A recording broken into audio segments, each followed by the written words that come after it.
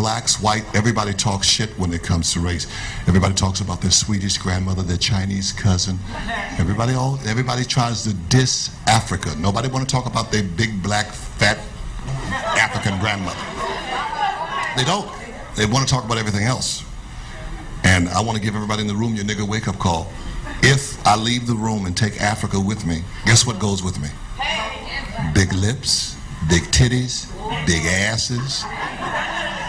All the big shit goes with me. You'll be some little dick, flat butt, little titty motherfuckers if I take Africa out of here. Or you'll be at the surgeons all the time trying to get some shit. That's real. And so let's not leave Africa out. Let's keep Africa in. Because everybody about race gets real funny. The Hawaiians, oh, we're Hawaiian, we're not Samoans. And Samoans ain't nothing but Samoan niggas. The Filipinos, they call them Negritos. They're the real ones, because the Filipinos are Japanese, Chinese, Spanish, but the real ones are niggas. And they know it. But everybody tries to leave that out.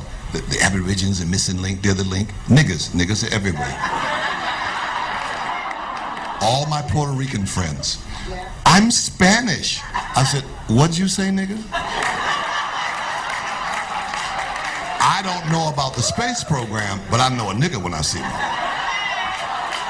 Don't get it twisted. You speak Spanish. You have Spanish blood, but you are a nigga because of slavery.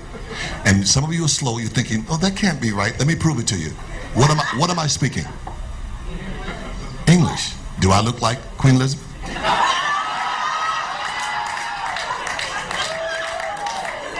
I have English blood in me because of slavery, but I'm a nigga. Don't get the shit twisted. Puerto Ricans, Dominicans, Cubans, ain't nothing but niggas that can swim.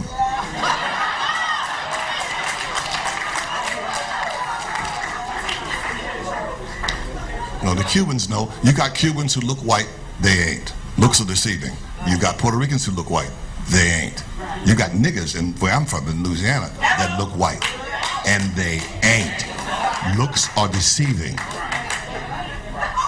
And see, California is suckers for skin and hair. They're suckers for it. Somebody got straight hair and light skin, they just think they're not a nigga.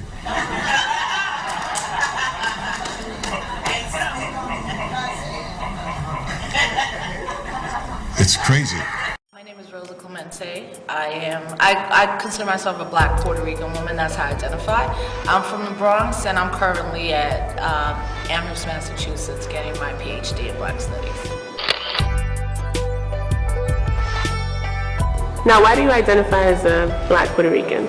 I identify race and ethnicity, and it's just something that I've done since I was in college and became very aware, who I am racially in America, what race is, what ethnicity is, nationality, yeah.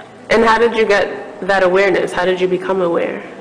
It wasn't until I went to college. I mean, I grew up here in the Bronx, and, I was always Puerto Rican. That wasn't like the issue. It was really going to college and taking Puerto Rican studies classes and black studies classes.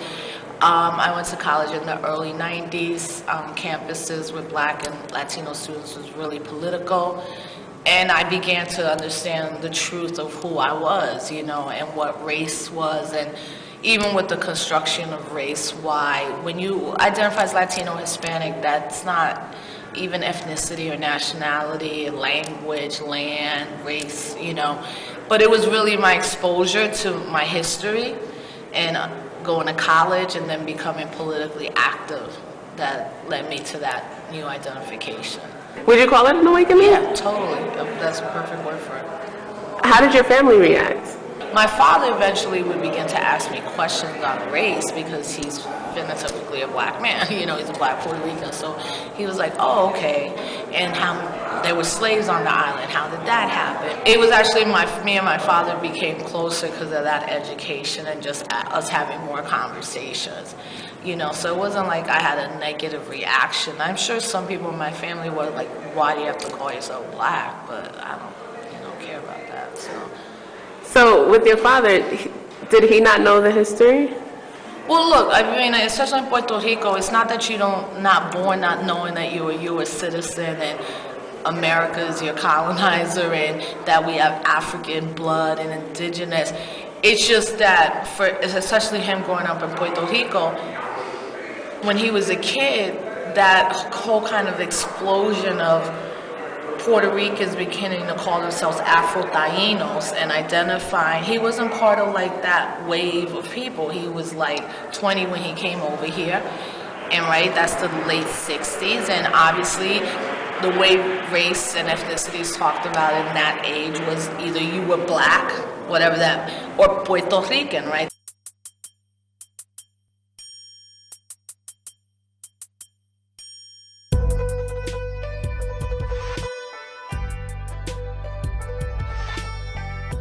Racism assumes power, so I don't ever think people of color are racist.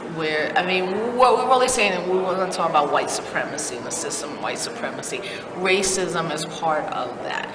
Now, can we be prejudiced? Yes. Can we have issues because somebody's dark in our community and there's a rampant anti-black sentiment throughout the world to this day, culturally? It doesn't matter that so many people engage in black culture. A lot of people engage in black culture but don't want to be black.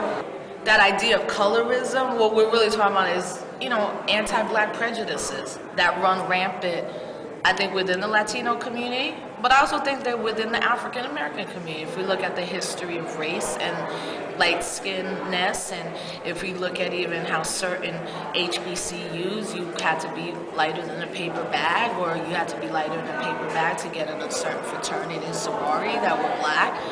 We've always had that because that's America. White is privilege. So the closer you are to that literally white skin, you're privileged until you're the white Latino and you're not white, like European descendant or white that has power, So I think that's why in the Latino community, when we don't have discussions on race, this is how we don't move forward. We don't acknowledge that most of us are African descendant, that most of us are black or indigenous, and that when we say that, we don't have that privilege anymore, right? So, and some of us look and we'll never have that privilege just by the virtue of our skin. Not someone like me, I'm obviously light-skinned, I'm not gonna endure the same problems as a dark-skinned sister from Colombia may endure if she migrates here, or how she's treated in Colombia. So these are also, like, race is very political, and people always want to talk about race and prejudices and color and one drop and all of that kind of stuff, and don't understand the politics of why this happens under the system of white supremacy. What is the purpose of white supremacy? Mistreating people based on color for the fun, glory, and material benefit of people who are classified as white. That's the purpose of white supremacy in the modern day. Initially, it may have been another purpose, like genetic survival.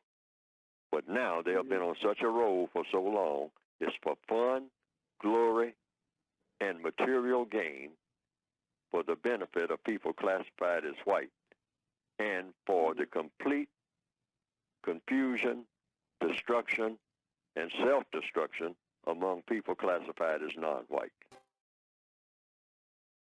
Program. Who are you? You don't know. Don't tell me Negro, that's nothing. What were you before the white man named you a Negro? And where were you? And what did you have? What was yours? What language did you speak then? What was your name? It couldn't have been Smith or Jones or Bunch or Powell. That wasn't your name. They don't have those kind of names where you and I came from. No, what was your name? And why don't you now know what your name was then? Where did it go? Where did you lose it? Who took it? And how did he take it? What tongue did you speak? How did the man take your tongue? Where is your history?